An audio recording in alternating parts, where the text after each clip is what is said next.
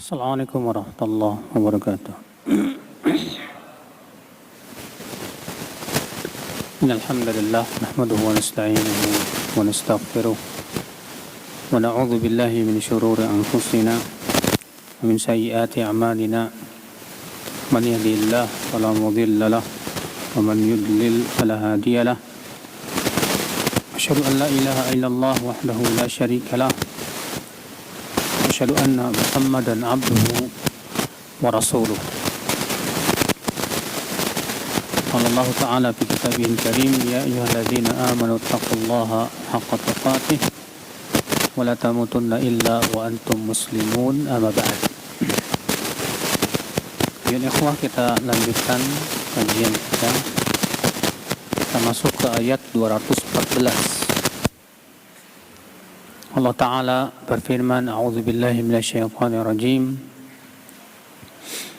Am hasibatum an tadkhulul jannah walamma ya'tikum mathalul ladzina khalaw min qablikum massatuhumul ba'sa wad-dharra wa zulzilu yaqula rasul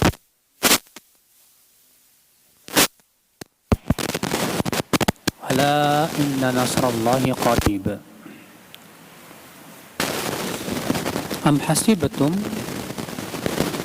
atau apakah kalian mengira, ya apakah kalian mengira an tadkhulul jannah, untuk masuk ke dalam surga, walamma ya'tikum mathalul ladzina khalaw min qablikum, sementara belum datang kepada kalian seperti yang menimpa orang-orang sebelum kalian. Masathumul ba'sa wad-dharra, mereka ditimpa kesulitan dan kesusahan. Wa zulzilu, bahkan diguncang mereka dengan berbagai macam ujian. Hatta yaqula rasul walladzina amanu ma'ahu mata nasrullah, sehingga Rasul dan orang-orang yang beriman berkata, kapan datangnya pertolongan Allah Subhanahu wa Ta'ala? Ala inna nasrallahi qarib. Ketahuilah, sesungguhnya pertolongan Allah itu dekat. Di sini Allah Subhanahu wa Ta'ala ya mengingatkan kepada kita semuanya, ya ikhwah, bahwa untuk masuk ke surga itu tidak semudah yang dibayangkan. Karena surga itu dikelilingi oleh perkara-perkara yang ya sulit. Maka Allah mengatakan, apakah kalian mengira kalian akan masuk surga sementara belum menimpa kalian seperti yang menimpa orang-orang sebelum kalian. Mereka ditimpa kesusahan, kesulitan, berbagai macam ujian. Maka dari itu, ikhwatul Islam, ya, ternyata untuk masuk surga kita harus menghadapi ujian dulu. Sebagaimana juga Allah berfirman dalam ayat yang lainnya, am hasibtum an tadkhulul jannah walamma ya'lamillahu alladhina jahadu minkum wa ya'lamas sabirin.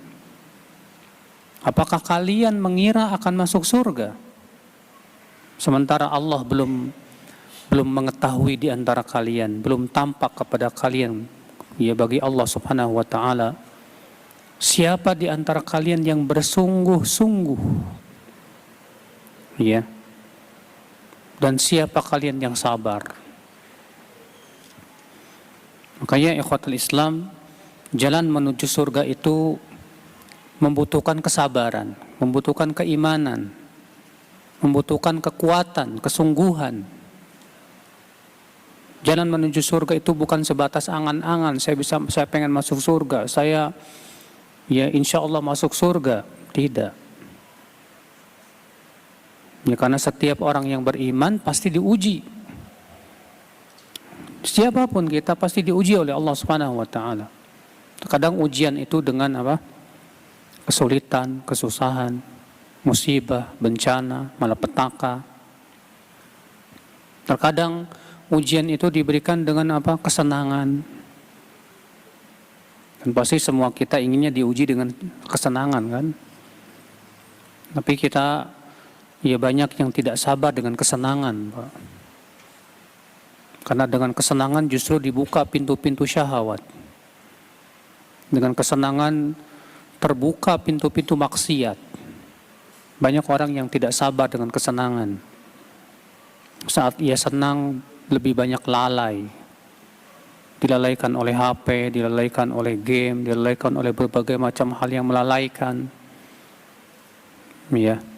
Saat kita senang, kita rasa takut kepada Allahnya berkurang. Inilah akal Islam. Di sini Allah Subhanahu wa taala ya mengingatkan kita. Baik, kita ambil faidah yang bisa dipetik dari ayat ini, kata Syekh Muhammad bin Shalih Al-Utsaimin rahimahullah. Min fawaidil ayah, di antara faidah yang bisa kita petik dari ayat ini, inayatullahi azza wa jal bihadhil ummah. Itu perhatian Allah Subhanahu wa taala terhadap umat Islam ini.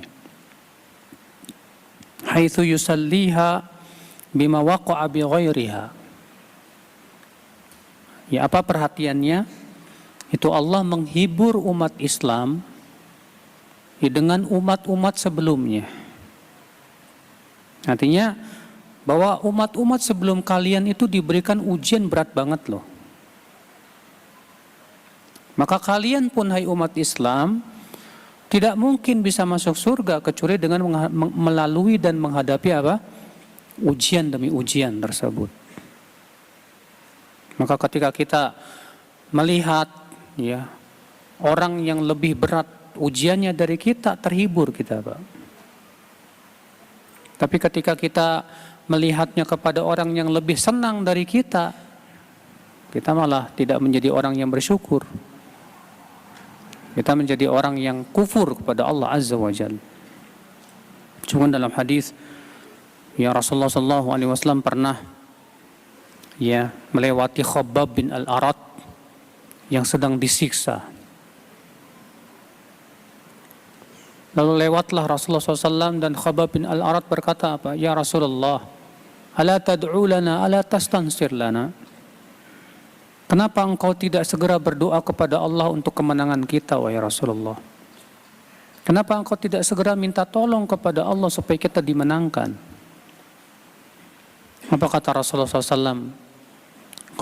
Qad kana man qablakum yu'khadhu ar-rajul fayuhfaru lahu fil ard fayuj'alu fiha thumma yu'ta bil minshar fayudha'u ala ra'sihi fayuj'al nisfain wa yumashat bi amshatil hadid ma duna lahmi wa 'azmi ma yasudduhu dzalika an dinihi walakinnakum qaumun tasta'jilun. Dahulu kata Rasulullah, ada orang yang dikubur hidup-hidup di dalam tanah. Di antara mereka ada yang digergaji sampai ya jadi belah dua. Di antara mereka ada lagi yang disisir dengan sisir besi ya sampai ke apa? Ke daging dan tulangnya. Tapi itu tidak menghalangi mereka untuk terus berpegang kepada agamanya. Kemudian Rasulullah bersabda, walakinnakum qaumun tasta'jilun. Akan tetapi kalian ini suatu kaum yang tergesa-gesa. Tergesa-gesa, ya pengen cepat menang, pengen cepat melihat hasil, pengen lah ya akhi. Kita bersyukur, alhamdulillah ujian kita nggak seberat mereka gitu, Pak. Ya. Bagaimana kalau kita dikasih oleh Allah ujian pemimpin kayak Fir'aun, Pak? Alhamdulillah pemimpin kita nggak seperti itu. Bagaimana kalau kita diberikan ujian seperti yang menghadapi yang Rasulullah sebutkan dalam hadis tadi? Alhamdulillah tidak seperti itu. Maka kewajiban kita terus sabar untuk terus berpegang kepada agama Allah, kepada sunnah Rasulullah sallallahu alaihi wasallam. Ya. Yaitu ya akhi ya. Sekali lagi terkadang ya ketika diuji dengan kesusahan banyak orang yang sabar, Pak. Tapi ketika diuji dengan kesenangan, banyak orang nggak sabar. Karena kesenangan itu Pak melalaikan banget nih. Melalaikan, menjadikan seseorang itu terbiasa dengan foya-foya, enak-enakan, nikmat-nikmatan. Akhirnya apa? Kesabarannya jadi pendek. Iya. Wa min fawaidil ayah, di antara faidah ayat ini juga annal iman laisa bitamanni wala bitahalli bal la budda min niyatin salihah wa sabrin ala ma yanaluhul mu'min min adhan fillahi azza wa jal. Bahwa iman bukan sebatas berangan-angan. Iya. Iman tuh bukan sebatas saya berangan-angan pengen masuk surga, udah ya masuk surga begitu mulusnya, enak begitu. Tidak. Akan tetapi iman, kata beliau, membutuhkan niat yang saleh, yang benar, dan kesabaran menghadapi berbagai macam ujian di jalan Allah Subhanahu wa taala. Diuji dengan perintah. Perintah-perintah Allah Subhanahu wa taala banyak ya tidak disukai oleh hawa nafsu kita ya. Diuji dengan larangan. Diuji dengan berbagai macam ujian. HP antum ujian enggak? HP yang kita miliki ujian tidak, Pak? Wallahi ujian banget. Antum bisa melanglang buana di situ. Habis waktu antum buat main game, buat nonton dan yang lainnya. Wallahi ujian. Dan banyak di antara kita gagal ujian, Pak, menghadapi ujian HP itu, Pak. Banyak di antara kita habis waktunya untuk hal-hal yang tidak ada manfaatnya, Pak. Makanya setiap kita introspeksi diri. Kalau kita ternyata kalah terus dan terus-menerus terjerembab dalam maksiat gara-gara HP, mendingan lem biru aja udah. Lem biru lagi. Jual aja udah. Beli HP yang jadul, yang cuma buat SMS-an sama telepon doang, kholas. Iya. Daripada itu jadi sebab masuk neraka. Jangan sampai HP itu jadi sebab masuk ke dalam api neraka ya akhal Islam. Azani Allah wa iyyakum. Jadi setiap kita pasti diuji ya, diuji. Ketika antum berkata saya mau taubat, Allah uji, Allah ingin lihat bagaimana kejujuran kita dalam taubat kita. Benar enggak kita mau taubat? Allah mengatakan apa? Alif lam mim ahasiban nas ayyutraku ayyaqulu amanna wa hum la yuftanun.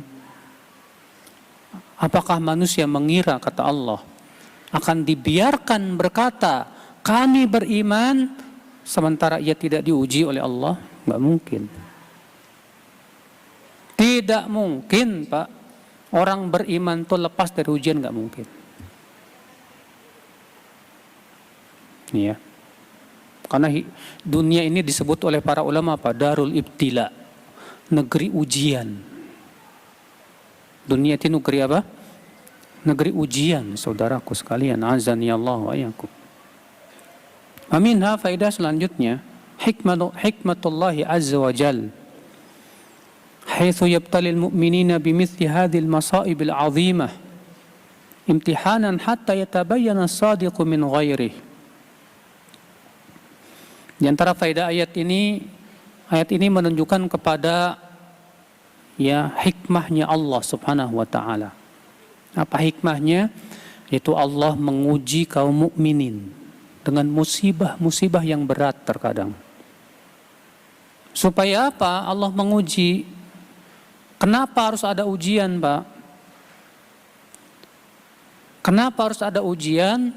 Supaya terlihat siapa yang jujur benar imannya, siapa enggak. Dalam kehidupan dunia saja ya, yang namanya ujian itu penting loh. Ya, antum kursus misalnya, kursus setir mobil. Untuk dapat sertifikat, antum harus diuji dulu. Untuk melihat kemampuan antum selama ini sudah bisa menyerap nggak ilmu yang sudah diberikan itu.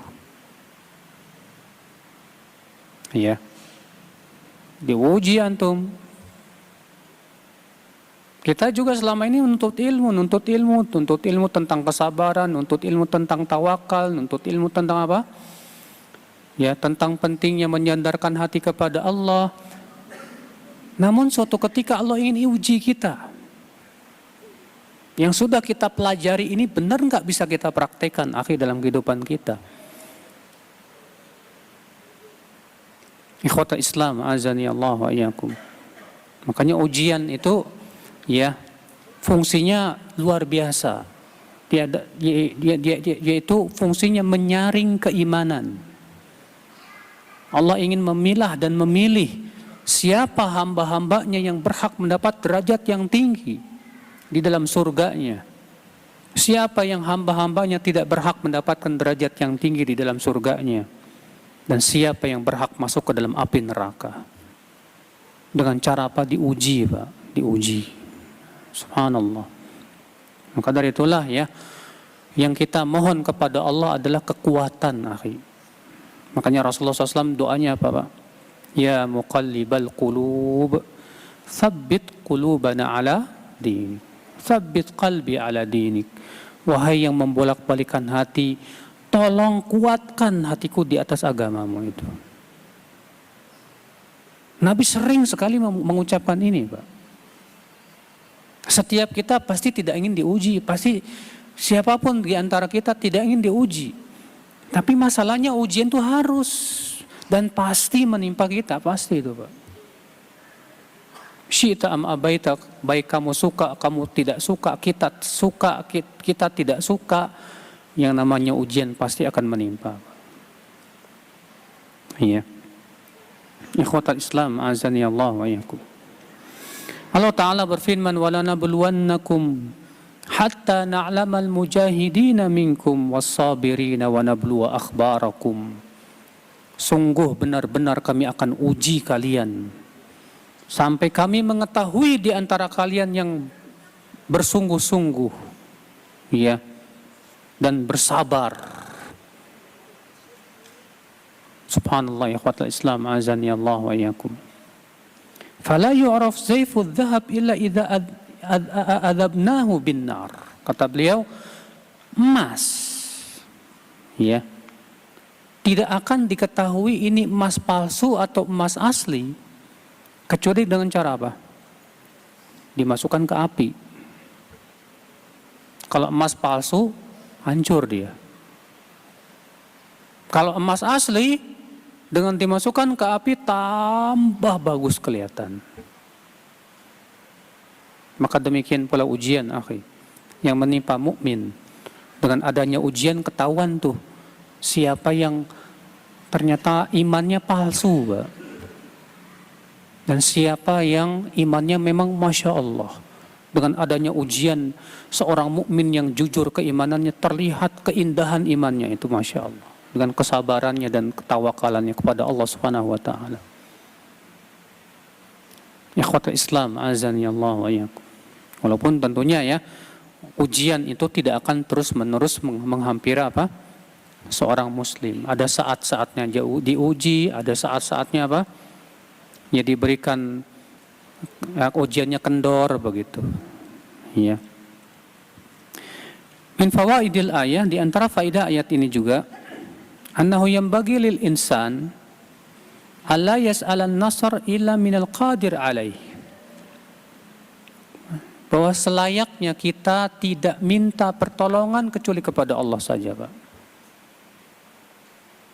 Jangan minta tolong kepada selain Allah.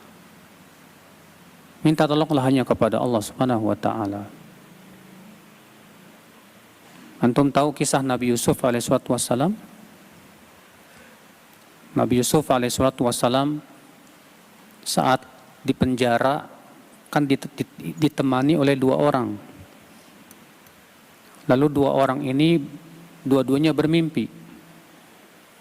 Yang satu bermimpi memeras arak Dan yang satu lagi bermimpi ada roti di kepalanya, lalu kemudian roti itu dimakan burung. Itu dalam surat apa? Surat Yusuf. Ini bangunin nih. Kamu mau duduk di majlis ta'lim atau mau tidur? Kalau mau tidur silahkan keluar aja di sana, yang di sini. Ya. Kemudian apa kata Nabi Yusuf? Adapun yang kamu yang bermimpi memeras, kelak kamu akan menjadi pelayan istana. Adapun kamu yang bermimpi, ya, rotinya di atas kepala kemudian dimakan, kamu akan dipenggal. Apa kata Nabi Yusuf kepada orang yang selamat ini akan jadi pelayan istana? Uzkurni inda rabbik. Nanti kalau kamu udah selamat, tolong sebutkan aku di sisi raja ya. Gara-gara ucapan ini apa yang terjadi? Falabitha fis sijni bid'a sinin. Allah perpanjang lagi tinggalnya Nabi Yusuf di mana? Di dalam penjara.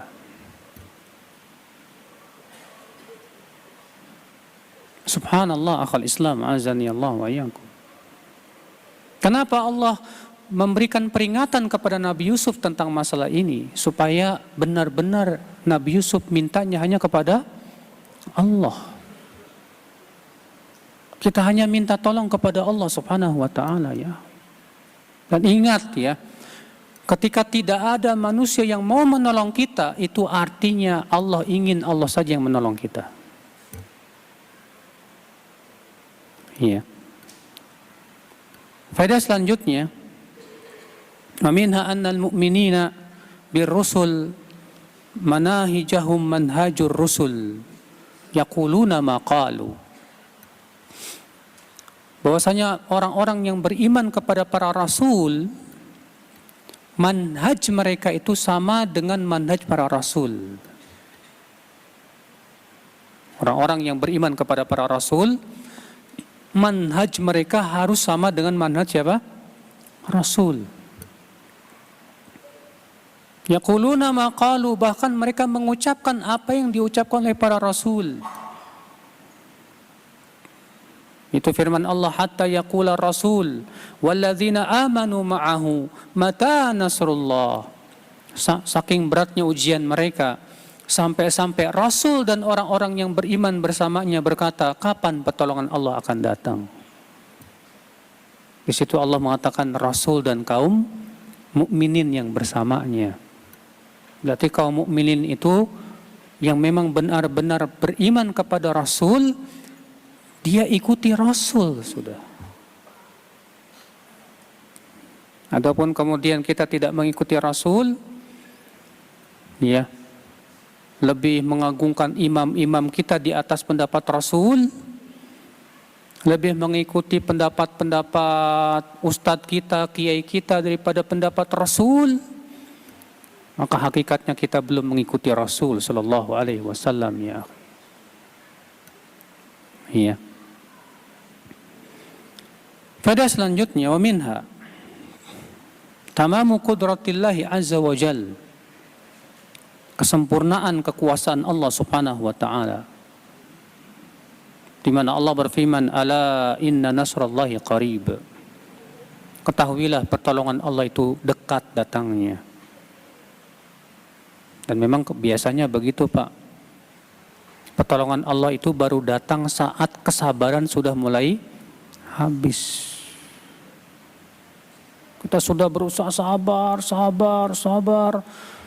Ketika kesabaran sudah mulai habis, disitulah Allah berikan pertolongan kepada kita. Supaya kita merasakan betapa agungnya dan betapa nikmatnya pertolongan dari Allah Azza wa Jalla.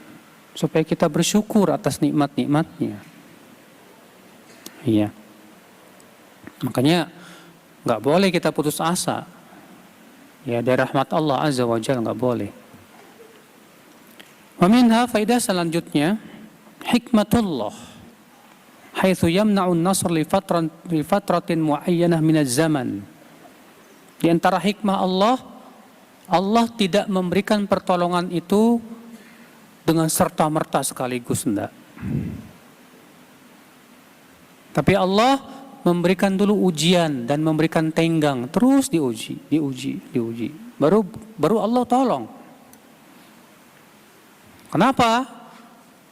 Pertama, supaya lebih banyak dosa yang diampuni. Yang kedua, supaya lebih tinggi derajatnya di sisi Allah. Dan yang ketiga, supaya lebih menempa keimanannya. Iya. Maka dari itu ya akhi, ujian yang menimpa seorang mukmin itu tidak akan sampai menghancurkan hidupnya, tidak. Makanya Allah mengatakan walanabluwannakum bisyai'im minal khaufi wal ju'i wa naqsin minal amwali wal anfus wath thamarat wa basyiris sabirin.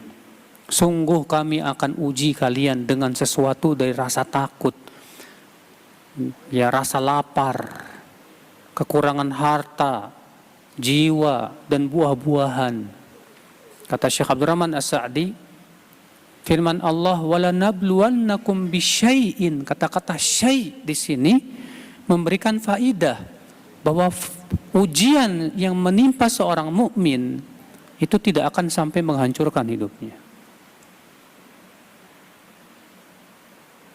Lalu bagaimana Ustadz kalau ada orang yang ujiannya berat banget?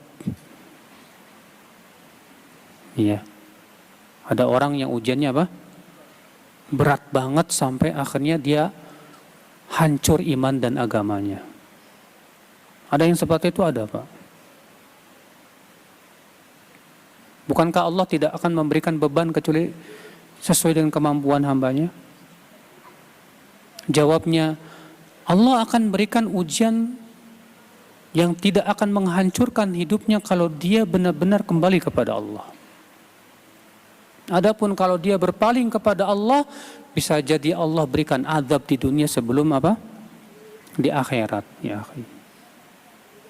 Makanya lihat para nabi dan rasul dengan beratnya ujian yang menimpa mereka, tapi karena mereka terus minta kepada Allah, ya terus tawakal kepada Allah, tidak mungkin Allah sia-siakan hamba-hambanya yang bertawakal kepada Allah, nggak mungkin. Yang Allah cuekin siapa? Yang tawakalnya kepada selain Allah. Yang Allah biarkan siapa? Orang-orang yang mereka ternyata suudzon kepada Allah, berburuk sangka kepada Allah. Karena kan Allah mengikuti persangkaan siapa? Hambanya. Ikhwatul Islam, azani Allah wa iyyakum. Wa minha faidah selanjutnya, anna sabra 'alal bala' fi dzatillahi 'azza wa jal min asbabi dukhulil jannah. Sabar dalam menghadapi ujian di jalan Allah itu termasuk sebab-sebab masuk surga. Sabar menghadapi ujian di jalan Allah. Ada kan orang diuji di jalan setan, Pak. Tapi banyak ya anehnya orang yang sangat sabar dalam ujian di jalan setan, Pak. Ada nggak? Banyak. Ada orang lagi nyari ilmu kanuragan, ya, harus bertapa di dalam sebuah gua yang angker selama berhari-hari, bahkan 40 hari, makannya sedikit. Sampai dia berani, Pak, bersedia untuk menyusahkan dirinya demi untuk mendapatkan ya ilmu-ilmu yang sesat seperti itu. Kok bisa orang sabar menghadapi ujian di jalan setan?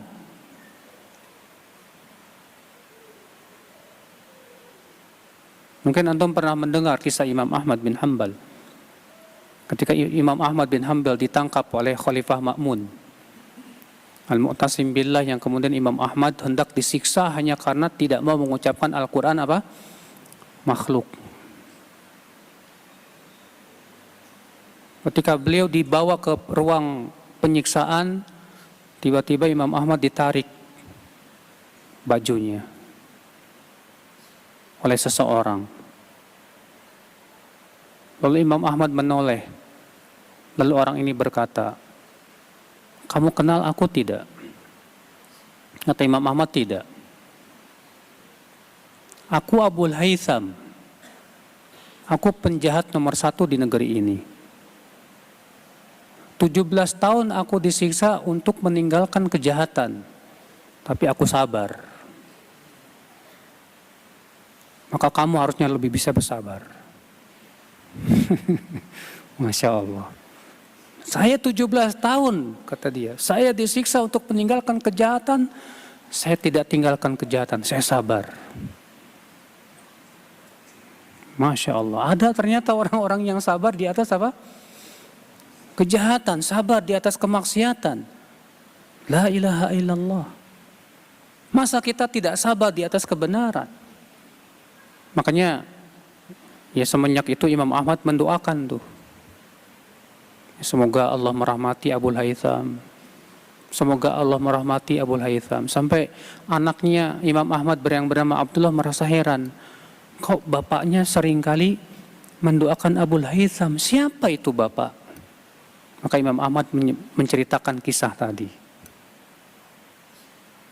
Iya. Artinya orang-orang yang di jalan kebatilan mereka mau sabar. Mengapa kita tidak sabar untuk mendapatkan sesuatu yang sangat mulia ya akhal Islam? Itu surga Allah Jalla wa Ala. Iya. Waminha faedah selanjutnya tabsyirul mu'minin bin nasr. Itu kabar gembira untuk kaum mukminin bahwa mereka pasti dibela oleh Allah. Pasti ditolong oleh Allah, Pak. Tapi kan untuk mendapatkan pertolongan ada syaratnya, Pak. Kapan Allah tolong kita? Apabila kita terus menolong agama Allah. Allah berfirman apa? Ya ayyuhalladzina amanu in tansurullah yansurkum wa yutsabbit aqdamakum. Hai orang-orang yang beriman, jika kalian menolong agama Allah, Allah akan tolong kalian. Dan Allah akan kokohkan kaki-kaki kalian di atas agamanya. Jadi syarat datangnya pertolongan kapan, Pak? Saat kita membela agama Allah. Bagaimana kita akan membela agama Allah kalau kita tidak menuntut ilmu? Membela agama Allah bukan sebatas berkuar-kuar di jalan-jalan, Pak. Hakikat membela agama Allah ini mempelajari ilmu dan mengamalkannya dan menyebarkannya kepada manusia. Agar manusia mau kembali kepada agama Allah Azza wa Jal. Dan kita istiqamah di atas amalan saleh. Ya, di atas tauhid, di atas sunnah Rasul. Dan meninggalkan berbagai macam kemaksiatan. Itu membela agama Allah Azza wa Jal. Maka ya akhal Islam, azani Allah wa iyakum. Jadi kalau kita ingin ditolong oleh Allah, sabarkan diri kita untuk membela agama Allah. Sabarkan diri kita untuk menolong agama Allah dengan cara belajar terus. Menuntut ilmu dan mengamalkan ilmu ya akhi. Dan mendakwahkannya kepada siapa? Kepada manusia. Bela syariat ini dari orang-orang yang ingin merusak dengan pemikirannya yang rusak, Pak. Mungkin kalau ada orang yang mencaci maki Rasulullah, saya yakin semua orang marah, Pak. Kalau ada orang yang menghina Al-Quran, saya yakin semua marah, Pak. Tapi kan menghancurkan Islam itu, ya, yang paling berat bukan itunya, Pak. Dimasukkan ke dalam Islam orang-orang yang berbicara tentang Islam dengan apa? Dengan sebatas otaknya. Lalu kemudian dia ya mengotak-ngatik, menafsirkan Al-Quran, hadis sesuai dengan hawa nafsunya. Hancur Islam dengan cara seperti itu. Yang ngomongnya pakai pakaian Muslim, ya, pintar bahasa Arab. Yang seperti ini lebih menghancurkan Islam, Pak. lebih merusak Islam, Pak. Maka kita bela dengan cara apa? Bantah. Dan kita tidak bisa membantah kalau kita tidak menuntut ilmu Allah Azza wa Jal. Ikhwatal Islam, azani Allah wa iyyakum. Makanya jihad ilmu itu jihad yang besar, Pak. Allah menamai jihad ilmu dalam Al-Quran sebagai jihad yang besar. Allah berfirman dalam surat Al-Furqan, ayat 52. Fala tuti'il kafirina wajahidhum bihi jihadan kabira. Jangan kamu taati orang-orang kafir itu, kata Allah. Dan jihadi mereka dengan Al-Quran, dengan jihad yang besar. Ini ayat, sepakat seluruh ulama bahwa ini ayat Makkiyah, bukan ayat Madaniyah. Dan saat itu belum disyariatkan jihad dengan perang, belum. Semua ulama sepakat bahwa yang dimaksud dengan jihad dalam ayat ini adalah jihad dengan apa? Ilmu. Dengan ilmu, ya. Ternyata Allah menamai jihad dengan ilmu itu sebagai jihad yang apa? Yang besar, Pak. Yang besar. Iya. Maka jihad kita di zaman sekarang, kata Syekh Albani, yang paling agung adalah jihadul ilm. Menjihadi diri kita untuk mau menuntut ilmu. Untuk membaca kitab-kitab ulama, kita sibukkan dengan menuntut ilmu. Ya, jangan disibukkan dengan HP dan yang lainnya. Akhal Islam, azani Allah wa iyyakum. Berusaha kita kuasai kitab-kitab ulama. Berapa banyak kitab-kitab ilmu yang belum kita kuasai, Pak. Sementara kita sibuk mengikuti berita-berita viral. Iya. Faedah selanjutnya, wa minha al-isyarah ila ma ja'a fil hadits sahih huffatil jannatu bil makari. Ayat ini menunjukkan pembenaran terhadap sebuah hadis yang sahih. Itu bahwa Nabi SAW bersabda, huffatil jannatu bil makarih. Surga dikelilingi oleh yang susah-susah. Maksudnya yang susah-susah itu apa sih? Yang tidak disukai oleh hawa nafsu, Pak. Sebutkan dalam riwayat Nasai, ketika Allah telah menciptakan surga dan neraka, Dia telah menciptakan surga, Allah menyuruh Jibril melihat surga. Kata malaikat Jibril, ya Allah, ya, tidak ada satupun orang yang mendengar tentang surga pasti dia berharap masuk surga, ya Allah. Lalu kemudian Allah,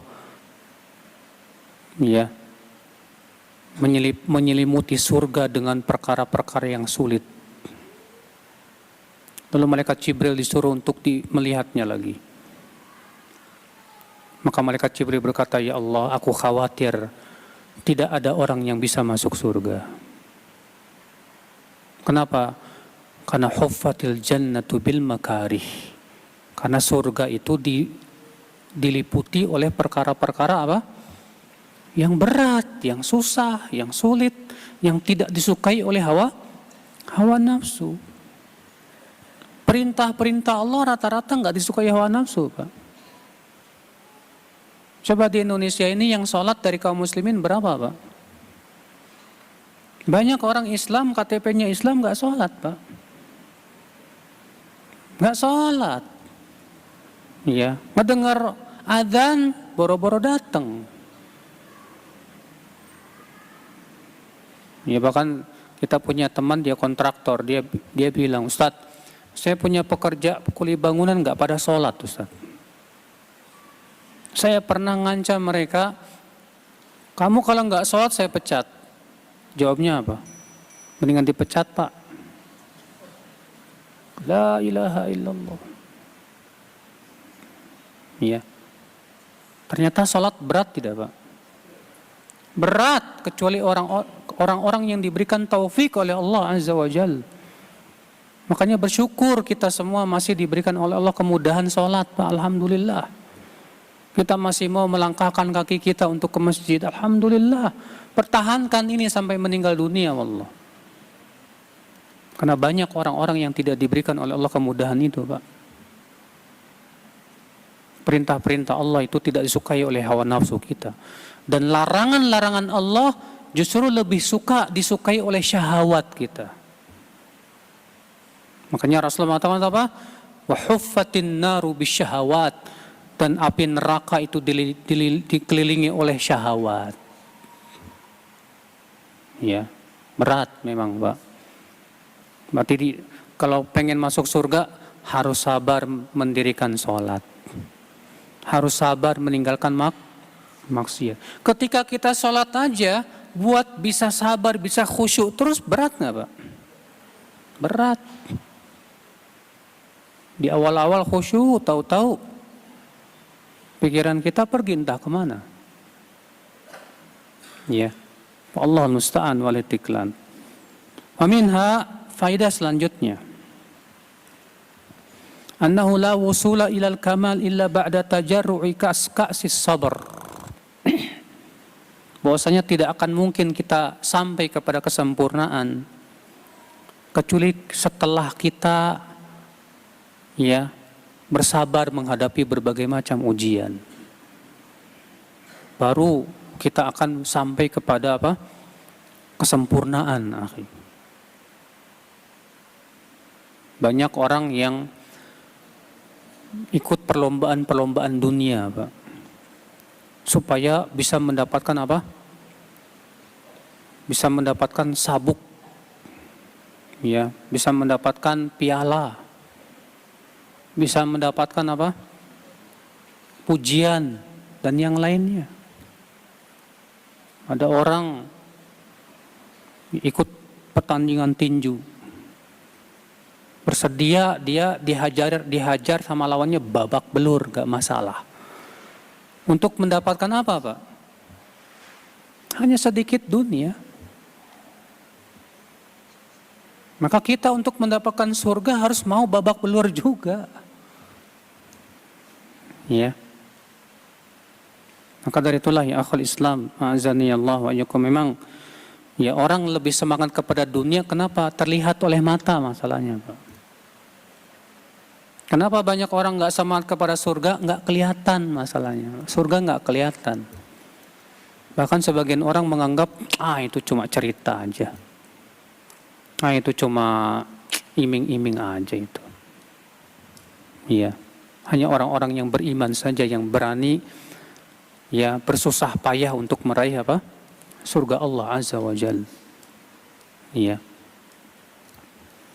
Baik, kita masuk ke ayat berikutnya. Kemudian Allah Ta'ala berfirman di ayat ke-215.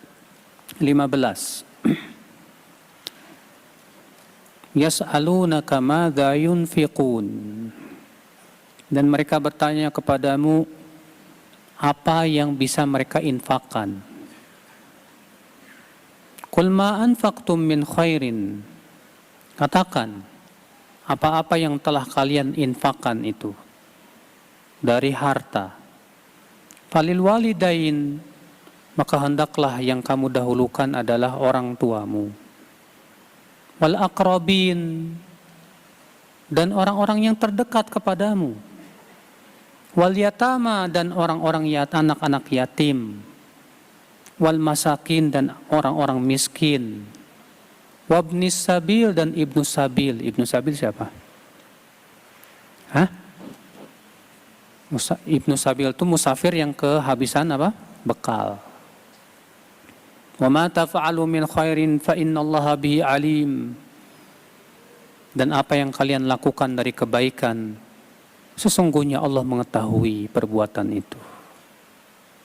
Artinya Allah pasti catat dan Allah pasti berikan apa? Balasan. Iya. Di sini Allah Subhanahu wa taala menceritakan tentang para sahabat yang bertanya. Allah berfirman, yas'alunaka. Mereka bertanya kepadamu. Siapa mereka di sini? Yaitu para sahabat Rasulullah sallallahu alaihi wasallam. Ya. Madza yunfiqun? Pertanyaan, madza yunfiqun? Ya. Apa yang mereka hendak, kepada siapa yang mereka itu berinfak? Siapa yang berhak, yang paling berhak untuk diberikan apa? Infak. Siapa ya yang paling besar pahalanya ketika kita apa? Berikan infak. Masya Allah, Pak ya. Makanya para sahabat itu selalu bertanya kepada Rasulullah SAW tentang apa? Apa amalan yang paling utama? Apa sih amalan yang paling utama? Kenapa? Karena memang kita beramal tuh memang harus mencari yang paling apa? Yang paling utama. Jangan ngasal, Pak. Ada orang mau infak ngasal, yang penting saya sedekah lah. Jangan ngasal. Yang kita pikirkan gimana sedekah yang kita berikan itu tapi dapat pahala yang besar di sisi Allah Subhanahu wa taala. Ya. InsyaAllah kita lanjutkan pada pertemuan yang akan datang karena sudah masuk Isya. Wabillahi taufik. Assalamualaikum warahmatullahi wabarakatuh.